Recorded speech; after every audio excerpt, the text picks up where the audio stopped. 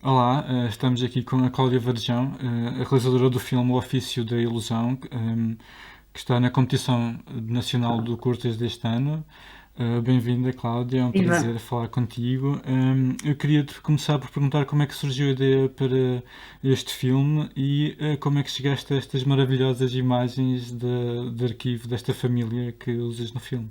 Viva! João, obrigada primeiro pelo vosso convite, pela seleção do festival também, porque tem um lado de surpresa para mim, porque este filme não nasceu como uma iniciativa minha, foi um convite que me foi feito pelo Sérgio Marques e pela Cultura em Expansão do Porto, para integrar uma programação que eles têm muito bonita, que percorre algumas freguesias da cidade do Porto, este ano é Campanhã, e recolhem o arquivo de filme das famílias, de algumas famílias disponíveis para o ceder, estamos a falar de Super 8, de, creio que 16 milímetros alguns também haverá, e portanto estas imagens geralmente são entregues a alguns convidados, imagino, regra geral realizadores, creio eu, e neste caso o Sérgio este ano convidou-me e eu disse, deixa-me ver as imagens primeiro e depois logo vemos, porque não se inscreve assim como convite, a priori não se inscrevia muito no meu caminho, né? Trabalhar com arquivo, portanto, antes de me meter numa grandalhada, que podia ser, pedi ao Sérgio para ver as imagens e quando vi as imagens foi imediata a minha empatia, primeiro porque são imagens reconhecivelmente do Porto, eu sou do Porto. E quando eu digo que são reconhecivelmente do Porto, não é porque as imagens sejam todas filmadas no Porto, não são, mas há ali qualquer coisa que tenha a ver, pelo menos com um contexto que para mim era muito familiar, um contexto social, de comportamento social. Estamos a falar de imagens parece-me, do final dos anos 70, um bocadinho dali de 80, em que se vê muito as mulheres ainda muito de volta da família, muito em casa. São imagens da família Rezende, uma família muito simpática, onde só tive disponibilidade, oportunidade para falar com uma das pessoas, mas as figuras femininas são as figuras mais filmadas nestas imagens e estão muito associadas à vida da casa, à vida cotidiana, ao cuidado familiar, ao cuidado do espaço, e quando as mulheres estão em exterior estão sempre em contemplação, quase como uma oportunidade de estar cá fora. Há muitas imagens das mulheres a olharem para a natureza ou irem ver um jardim zoológico, assim, que também é em si muito metafórico da jaula e do que está lá fora. E, portanto, se calhar respondendo até a perguntas que possam surgir a seguir, a temática para mim foi muito óbvia. É o retrato da mulher na sua sociedade em que se move. E que me pareceu que, apesar de ser datado no tempo, era muito premente ainda hoje. Nós, mulheres, ainda estamos muito associadas a um determinado tipo de vida e a um determinado caminho, não é? De ter filhos e cuidar da família. Ainda é uma questão que está muito enraizada, sobretudo, eu diria que até na minha geração, que cresceu com esses valores, vê-se muito diante deste embate, não é? Então a escolha foi retratar a mulher na sociedade.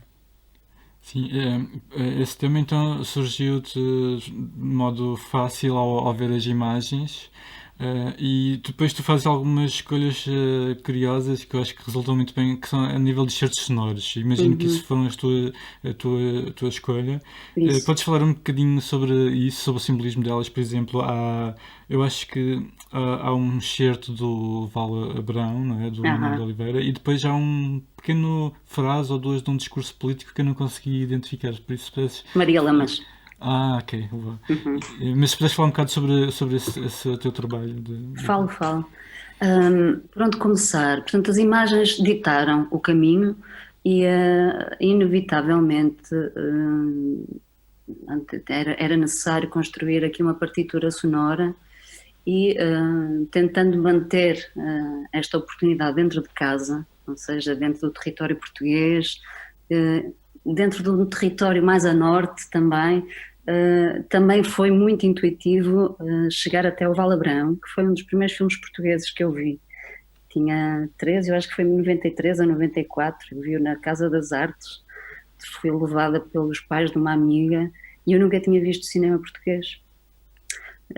E lembro-me do impacto que aquele filme teve em mim. Não vou dizer, foi um filme que me marcou porque aquilo foi uma lufada de ar fresco. Não, foi cair num lugar altamente desconhecido, incompreensível para mim, mas ao mesmo tempo muito confortável por uma questão de tempo. O filme tinha uma cadência de tempo e a Emma marcou-me muito, a personagem da Leonor Silveira. Aquela personagem da Emma Paiva marcou-me muito, muito, muito. Permite só, então vou-te só interromper porque é engraçado essa referência que fizeste, porque eu encontrei uma entrevista tua em que tu falavas dessa primeira vez que viste o Val Abrão, em que tu dizias: posso contar a primeira vez que vi um filme português e que fiquei a pensar o que é isto, que foi no Porto, devia ter 13 ou 14 anos, na Casa da Artes, e foi o Val Abrão de Manuel de Oliveira. Lembro-me de estar o tempo todo sem perceber absolutamente nada e cheio de questões sobre o que é que ele queria dizer. Na altura associei o não entender a não gostar, mas o que não quer dizer que assim seja. Porque quando as coisas ficam connosco, não se prende o gosto, prende-se com a intimidade e o reconhecimento de algo. E eu acho que aqui tu ligas essa intimidade às imagens íntimas, essa ligação. Muito possivelmente, sim, foi assim muito intuitivo, sim. Eu acho que há coisas que nos acontecem da ordem do intelectual, mas que nascem primeiro de um processo mais emotivo, não é? E que depois é uma sementinha que vai germinando ao longo do tempo e depois ganha toda uma forma. E esta entrada no cinema português, que depois com os anos e com o estudo fui explorando mais, mas o Val Abrão é o culpado disto tudo. E pareceu-me, diante destas imagens, no lugar destas mulheres, que fazia todo o sentido ir lá. E pensei, será que sou eu que estou aqui a romantizar ou não? E fui rever o Val Abrão e caí ali naquele diálogo que a Emma Paiva tem com aquele amigo, que é o Luís Lima Barreto, que faz o Pedro, em que ele lhe diz qualquer coisa que aparece no filme, mas no fundo dá-lhe a entender que para ser mulher é necessário entrar num ofício da ilusão, ou seja, é preciso entrar no jogo e assumir determinados papéis e saber jogá-los. E, portanto, se a Emma resistisse a esse jogo, não ia correr bem, assim como não correu bem com a Madame Bovary. Portanto, todas as mulheres que na história que nós conhecemos que fizeram frente a este sistema ou foram infelizes ou deu luta, deu muita luta. E por falar em luta, depois uma coisa leva à outra. Lembrei-me da grande lutadora, uma das primeiras referências também, que é Maria Lamas. Portanto, isto é um pequenino discurso que aparece no filme. O filme é muito curto, o filme tem 6 minutos. Mas lá dentro está uma porta aberta para um mundo muito maior. E é engraçado porque realmente tu estavas a falar isso, e as primeiras imagens que nós vimos são de um casamento, ou seja, do tal referência que estavas a falar do papel da mulher, e depois também vemos umas imagens de uns afazeres diários, acho uma coisa Exatamente, assim. e é o passarinho dentro da gaiola, Exato, né? exato, Então, exato. ali uma série de imagens metafóricas que juntamente com o áudio nos levam a outros sítios. E eu gostava de perguntar-te se essa subjetividade do modo de olhar para as memórias, se é algo que te interessa explorar neste tema, ou seja, que encontraste nestas imagens e que a partir daí, além do outro tema que estavas a falar. Não sei se a responder com objetividade a essa pergunta. Tenho a sensação, porque tenho um percurso, já passaram alguns anos, mas ainda é curto, ainda estou a experimentar imensa coisa. Reconheço, ao ver as coisas que tenho vindo a fazer, reconheço uma espécie de padrão de trabalhar as imagens com alguma abertura, ou seja, uma intenção que não é demasiado trancada na sua narrativa. E talvez isto seja transversal à ficção, ao documentário, neste caso a um filme mais ensaístico, se podemos chamar assim, mas tenho em mim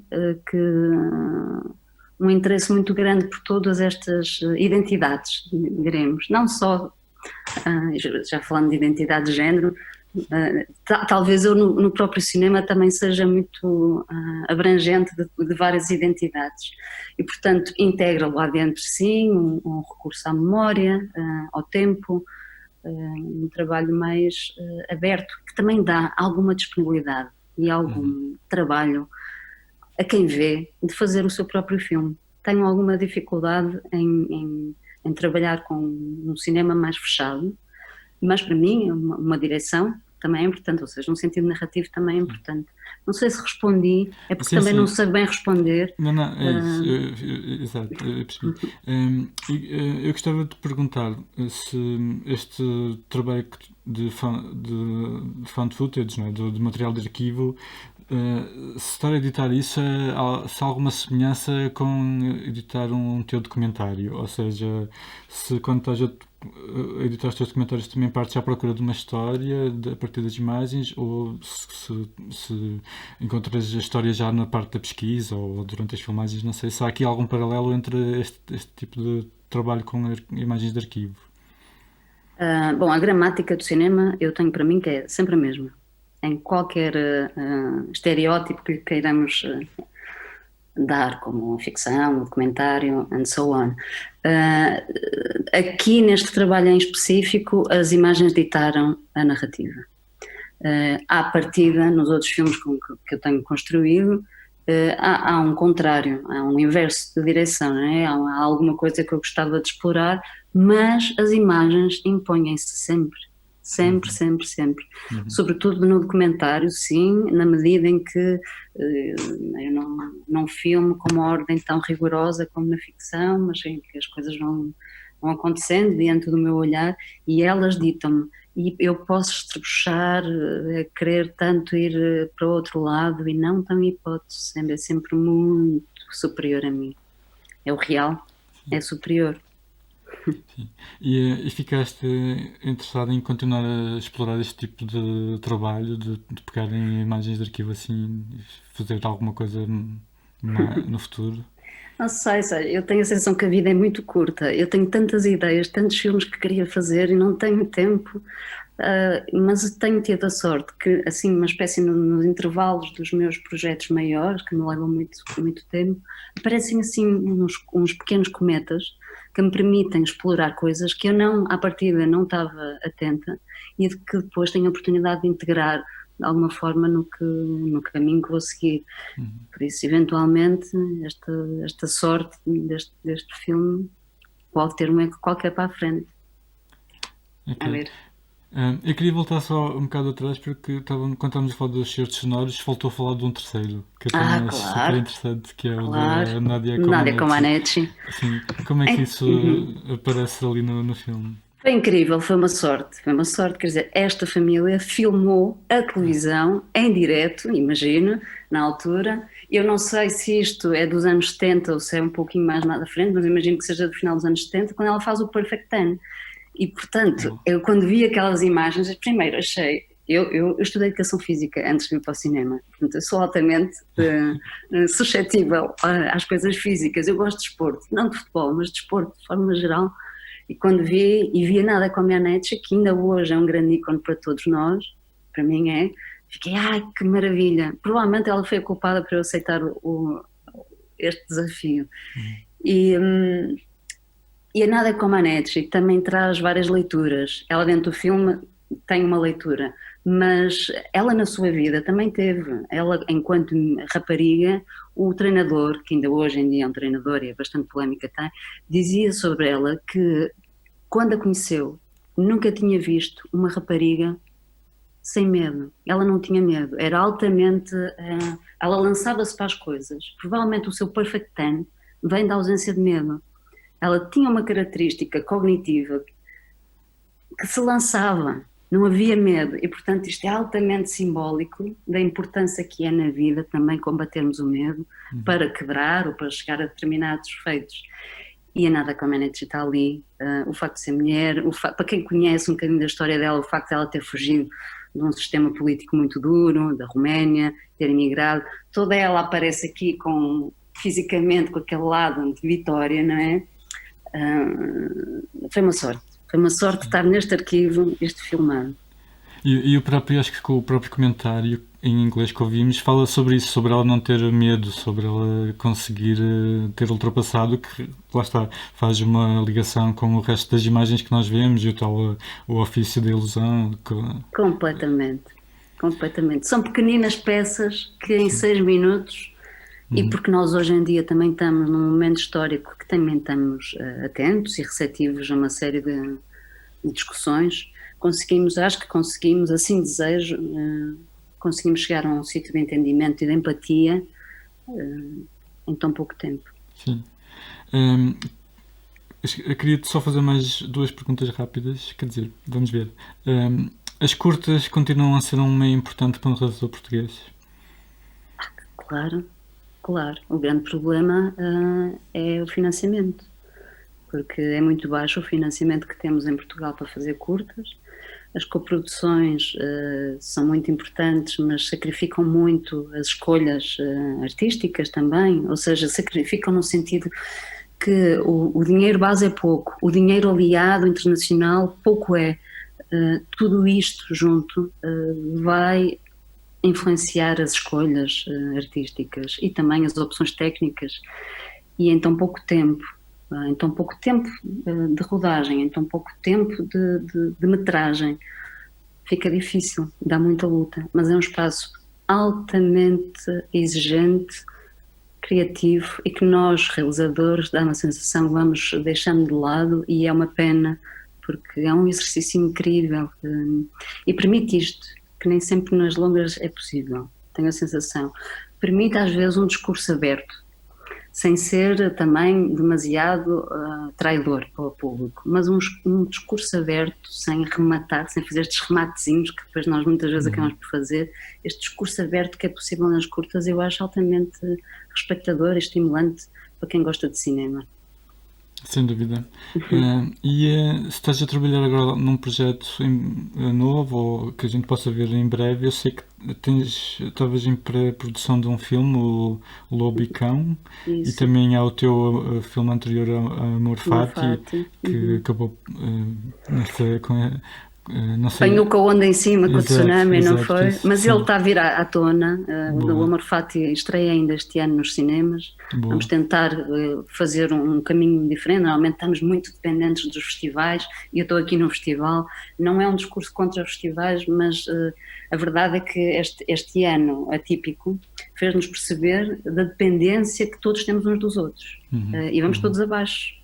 E, portanto, quando acontece assim qualquer coisa mais dramática, como este ano no cinema, portanto, estamos todos a reaprender a moldar a matéria de outra forma, e o Amor Fati vai diretamente para os cinemas ainda este ano e depois seguirá a sua vida internacional nos festivais para o ano, se isto tudo ficar mais respirado. Ao mesmo tempo, estou aqui em São Miguel, estou em pré-produção de uma longa-metragem de ficção com a comunidade, não é? Com os habitantes da ilha, portanto não há atores profissionais, estamos com quem vive cá, queira trabalhar, estamos em castings, filmaremos para o ano, é um filme produzido pela Terra Treme, co-produzido pela La Belle Affaire, francesa, e estou muito entusiasmada. E ainda tenho mais um filme também no bolso, sobre fotografias de bolso, mas isso, e é uma curta-metragem, mas esse, a ver ainda como é que eu vou fazer. Boas notícias. Muito obrigado, Cláudia, Obrigada, pelo tempo João. E pelo filme. Muito obrigada a vocês muito obrigado. e a ti. Sim, Um beijinho. obrigado. Beijinhos.